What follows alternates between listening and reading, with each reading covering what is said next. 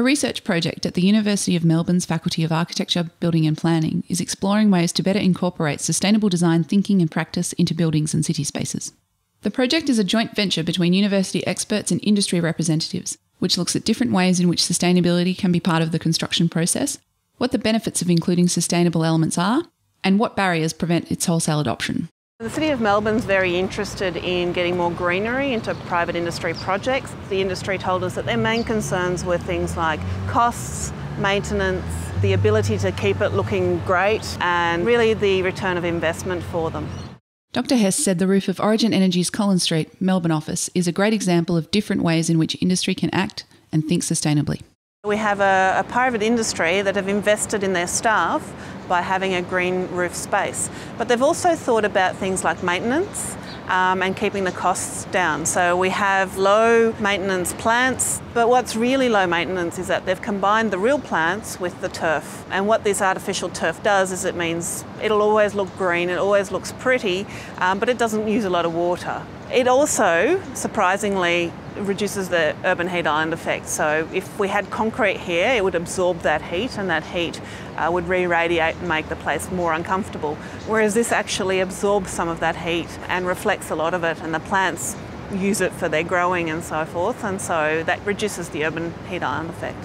Project member Dr Ole Frade says there are many other good examples of marrying sustainable thinking with good design and industry considerations. Urban greenery can assist in revitalising abandoned or derelict land. It can actually promote increased property values. It can add to increased employment, and it might eventually turn into a tourist attraction. An example of that is the High Line in New York, which was an abandoned railway line which was turned into an elevated linear park. And what has actually happened is that the property values have doubled since it opened.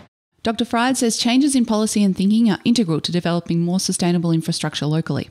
The key issue is here also related to urban policy. It's not only about the city being regulators, but also the city being facilitators. It's about developing a good co-equation between public interest, private stakeholder interests, and working jointly towards developing sustainable green cities of the future. Dr Boonlay Ong has developed a research tool, the Green Plot Ratio, which measures the quantity of greenery in buildings. The Green Plot Ratio is based on a very simple idea that most of the benefits we get from plants come from the leaves. If you calculate the total amount of leaves on a site against the ground that the building covers, you get what I call the Green Plot Ratio.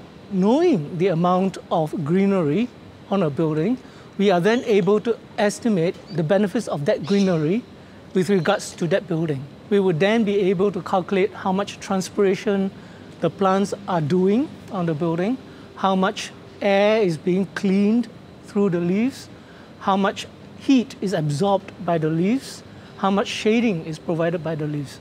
It's these and other such research tools scientists and industry groups will use to create a more sustainable future for everyone.